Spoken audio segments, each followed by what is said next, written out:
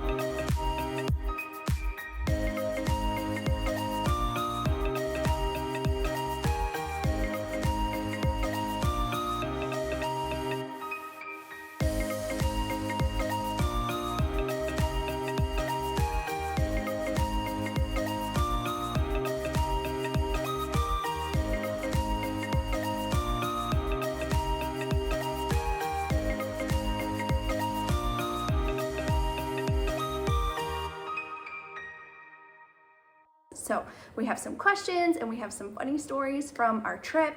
So without further ado, we've been getting a lot of questions about costs. So cost is variable for everybody that RVs, but we kind of have broken it down to what it costs us by month.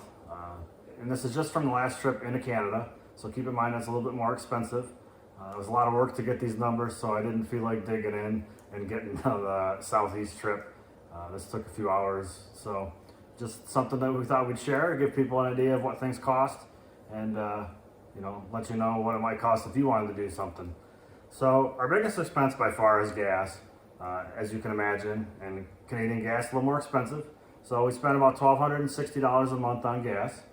Our next biggest expense is food, but we're gonna come back to food last. So I'm gonna skip that for now.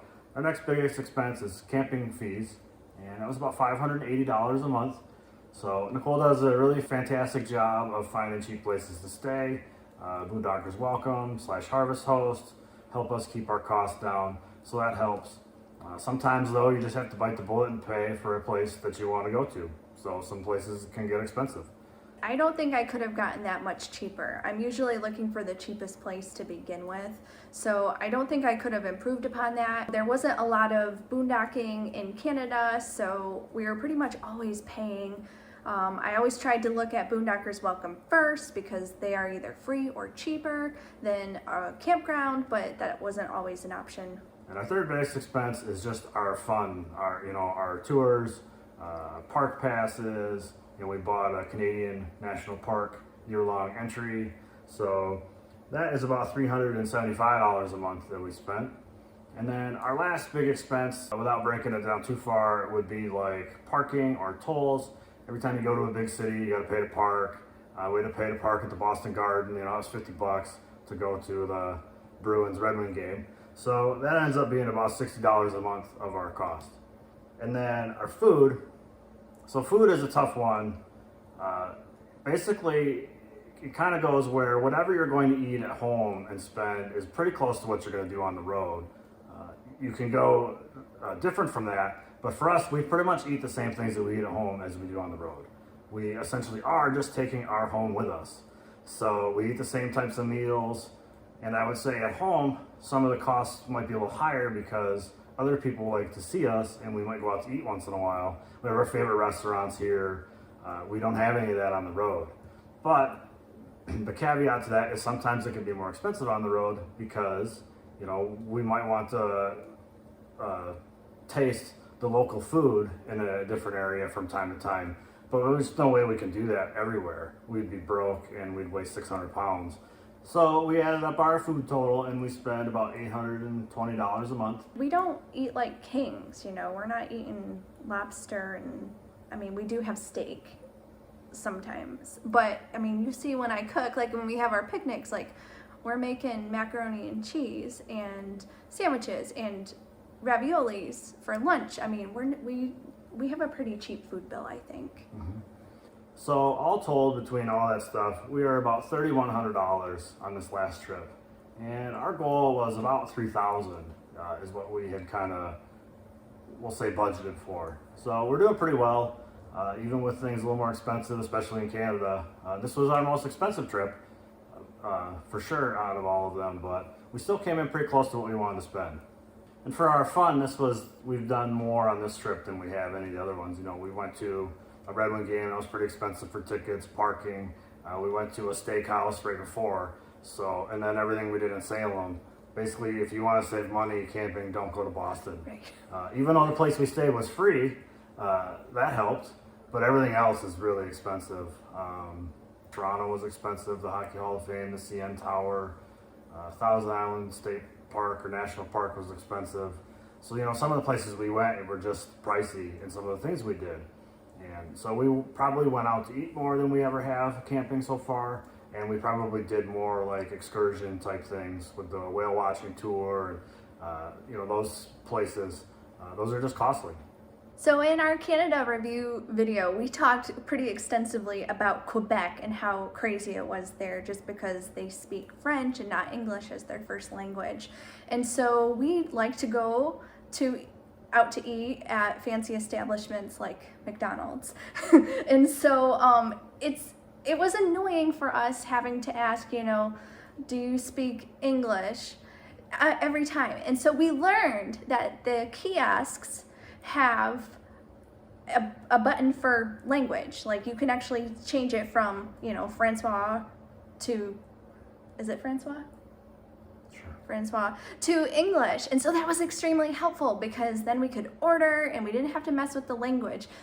But you have to make sure, like when they call out the numbers, they're still calling them out in French. So I had to I was quick Googling and listening to Google Translate, what is this number? So I knew what they would call out because sometimes they don't always put, the number on the receipt facing outward.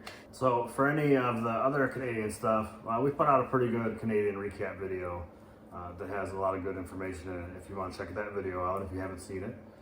I would say We've vacationed many times in Canada before, but we've never been there, for a longer period of time. It never felt like a foreign country before, but this time it definitely felt like we were in another country. And then when you go to Quebec, it feels like you're on top of another country from just going to Canada.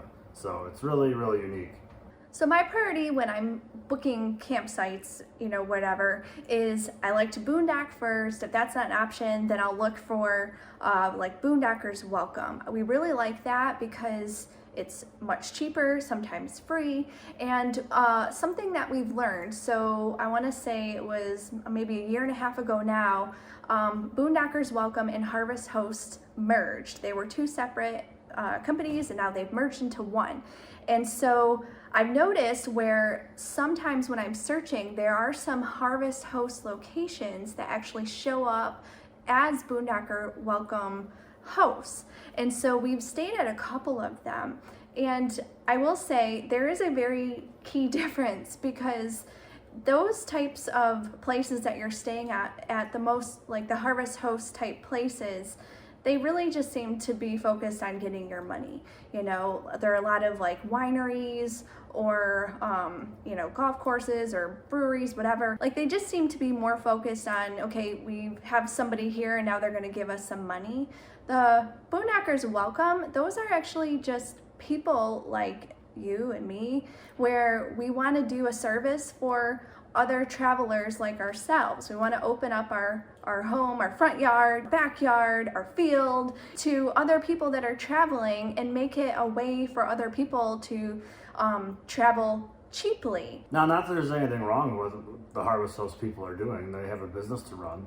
They're opening up their business. They're letting you stay, usually for free, with the expectation that you buy something from them. It's just the main difference. They're not very social, it seems. Mm-hmm. They just are, you're a customer, they want you to buy some stuff, and then, cool, you can spend the night here. That's it. So it's nice to connect with the people. We're looking for a little bit more on a personal level. And so just something to keep in mind if you're looking to book Boondockers Welcome versus Harvest Host. So we've got two different stories we can tell about arrival at Boondockers Welcome hosts. So we've pulled into plenty of campsites. We know what we're doing. It's been, 95% of the time everything goes fine. We have two separate times where, for whatever reason, it just wasn't working. First time was in Quebec City. The guy lived on a fairly busy road. I kind of drove by the house, tried to turn around. I had 3 lanes of traffic to turn around in, didn't make it. Blocked the road, pulled into a driveway, who happens to be the guy trying to turn into his driveway at the same time. So we just couldn't get in the spot. It was a tight squeeze in the guy's driveway. We felt like we were in the way, but he opened up his driveway for us. And luckily, he wasn't home. They were gone. It was Labor Day weekend, and they happened to be gone because we just were not clicking. It just took us forever. It was just a simple back end. We ended up pinching the 7-way wire, had to do some repairs. One of the wires split all the way through. It was just very, very challenging. And it was one of those situations where it's probably good that the people weren't home, because we just weren't getting along. Yeah, we were grateful that the host wasn't there, but there was also a 5th wheel that was parked in the driveway next to us, because the houses were very close, that we believe there were people actually staying in there. So we provided some free entertainment. So fast forward to our very last stop in Ohio, and the same thing basically happened. We couldn't figure out how to get back in. The guy had a lot of stuff, and he just had a lot of obstacles. It took us an hour and a half to just pull into the guy's house, and we're not getting along. There's probably some raised voices. There was some timeouts taken, and we get all done. We look up when we get all situated, and we look up, and the guy's got a camera and just pointed right where our spot is. So I don't know if you ever went back and looked, but it was probably pretty entertaining. And then luckily it wasn't awkward because we never ended up meeting the guy. We pulled in and I called the guy. He was more of a phone person than just, text through the app. So I called him, and he kind of had directed me where to go and said, I'll be out later, you'll see me, I have to feed the chickens. So even while all this was going on, and we sat for like an hour in the truck discussing the situation. Never did see him come feed the chickens. So it just goes to show that you can also have an off day and still have trouble. Something that you do all the time. So this is our second year of RVing together, where we are in a very tight space, like all of the time. And the first year, you know, we had learnings, and the second year we started to actually realize, you know, like step outside of what's happening and see. And we basically learned, you know, that tensions can run high. You know, you're basically on top of each other all the time. And if you have like issues in your normal life, you're going to have issues in your RV life, and they're just going to be amplified. So it's important for people who are going to be doing this lifestyle to recognize that, maybe start working on some things to improve, you know? Yeah, nothing really has changed. Like the things that we are happy about, we're still happy about, but the things that we're not happy about are just magnified. And when you're in a 200 square foot box, there's no space to get away. And then also we've learned that when we're home, we need to make the most of the space possible and be more social and get out and see some people and that kind of stuff. I'm not super social, but I used to work long hours, played hockey on a handful of teams, so I had some interaction with people built in. When I'm on the road, all I have to interact and socialize with is Nicole, and I think it's a bit much for her to take the place of, you know, 20 or 30 people that I might see on a routine basis. Yeah, I can't make up for all of the interactions that Kyle used to have during his normal life. You have different relationships with people. The relationships that he had with his hockey team is not the relationship he has with his wife, okay? And also, you know, when you're together all the time, like you're living the same life. So the new things, you know, to talk about, like how was your day and what happened to you today, you don't have those. And so it can be hard to try to find, you know, new things to talk about.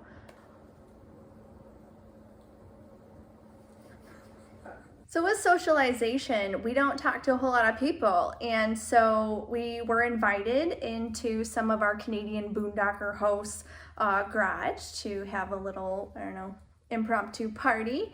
And I made America proud. The guy had asked me, well, he asked us, so how many states are there, 51 or 52? And I just was so excited, I shouted, 52! And Kyle just looked at me like, what? And then I realized, oh my God, and I had to correct and be like, oh yeah, you know, I know that there are 50 states, you know, I'm an American and I live in America, and it was a bit embarrassing. Okay, so we're gonna talk about some glamorous stuff about this life. So, setting the scene. We're boondocking, okay?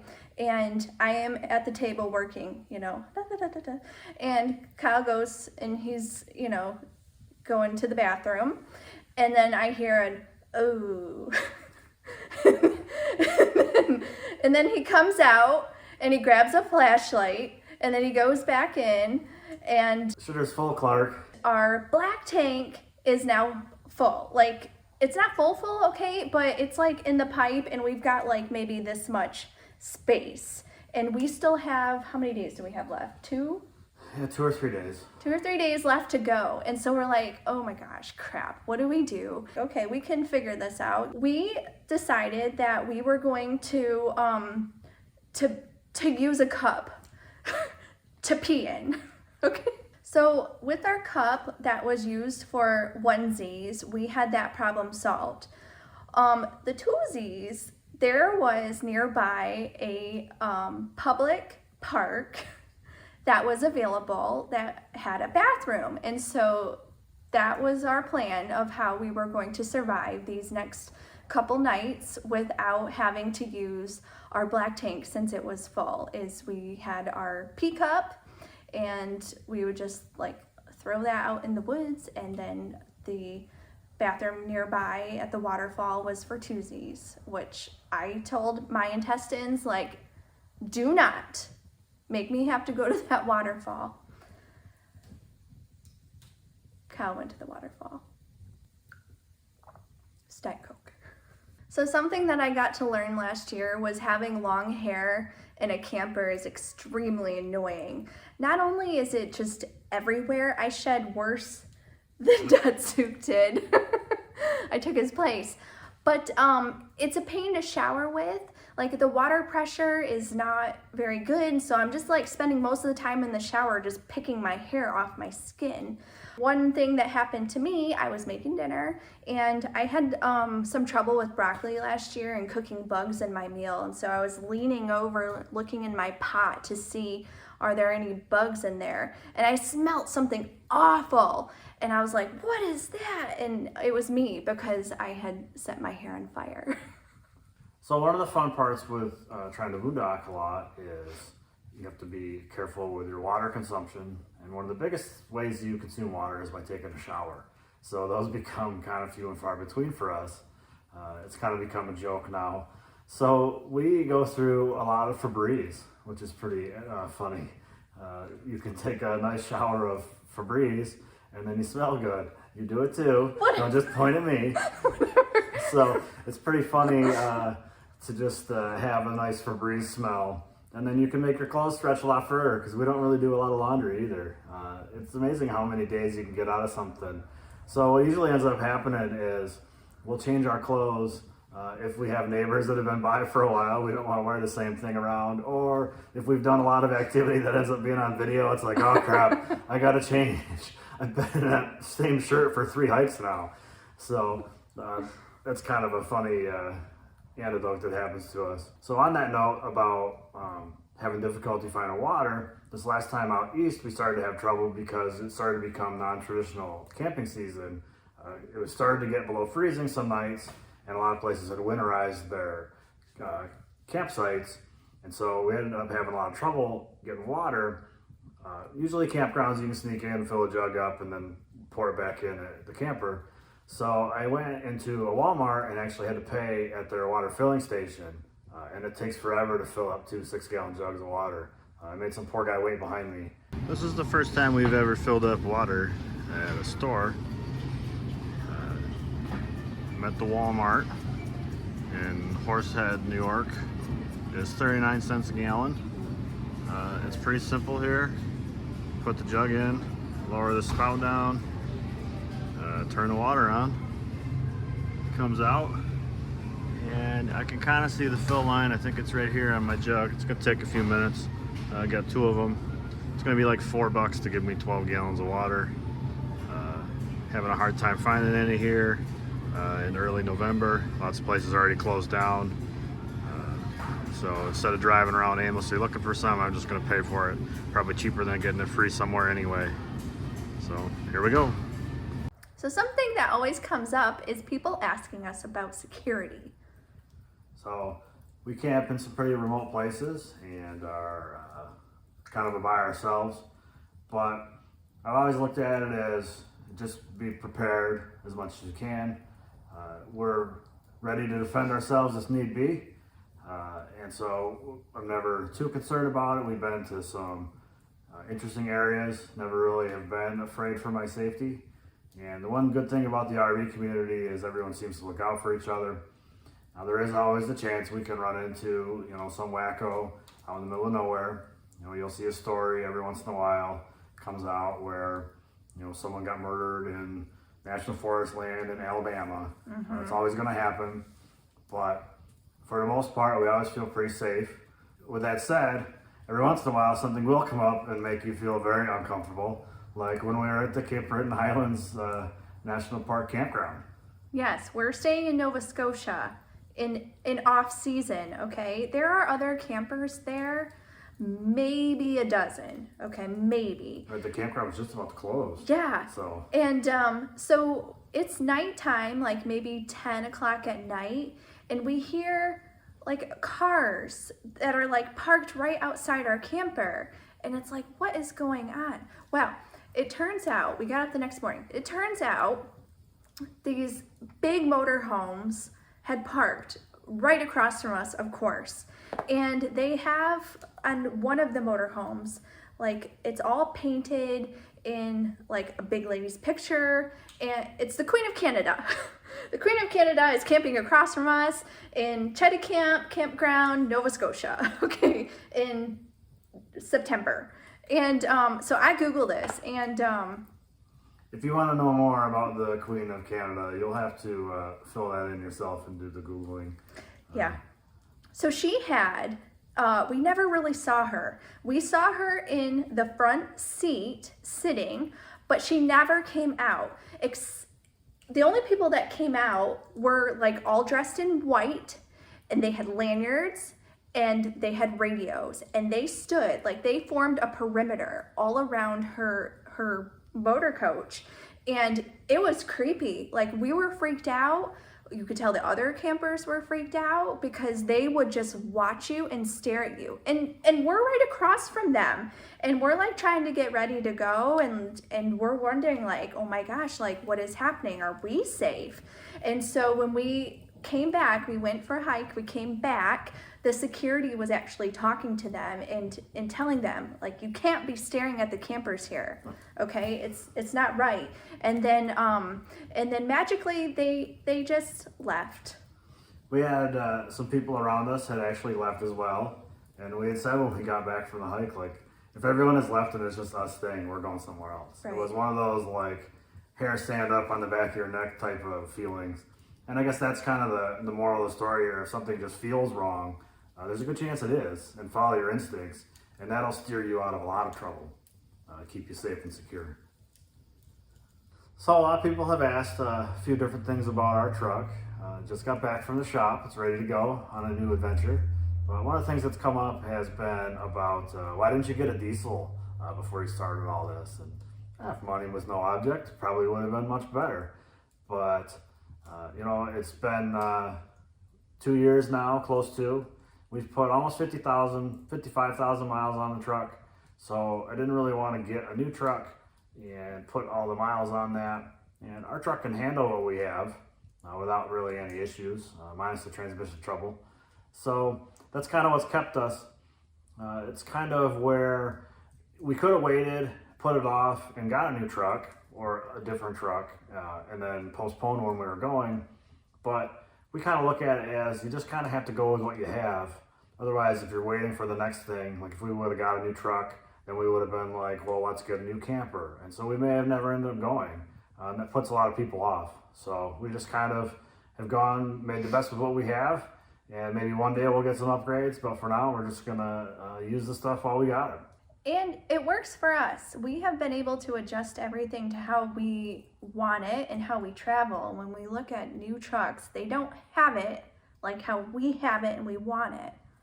Plus, they come with massive price tags. And we don't want it. This one is paid off and ours and still under warranty, still going strong. So we're gonna keep going as long as it'll go. So one big question that we get all the time is, how do your videos have no people in the shots? Or how do you end up at a campground where there are no people? So tell us how that happens. Look. Well, we like to travel during shoulder seasons. It's cheaper to visit certain places and there's less people. So, you know, just that's best for us. I like to be fair when I'm taking videos to show if there are people, what does it actually look like, but I also like to get that glamour shot too. So there are times where I will wait, you know, for the one person to leave.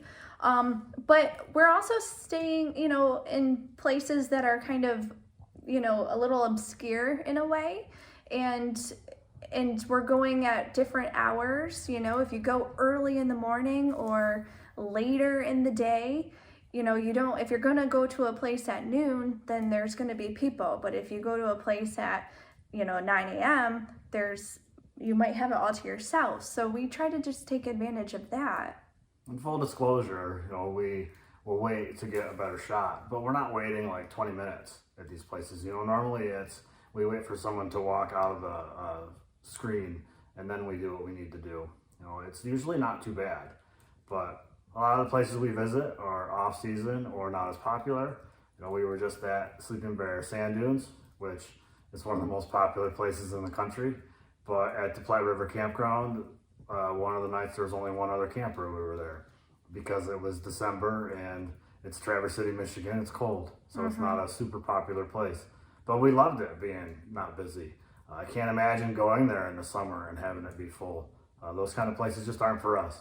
We wanted to enjoy nature that way too. Nature is not Zion where you're riding a shuttle bus, with 50 other people and starting the hike at the same time. That's not how we want to enjoy that nature. So we seek it out.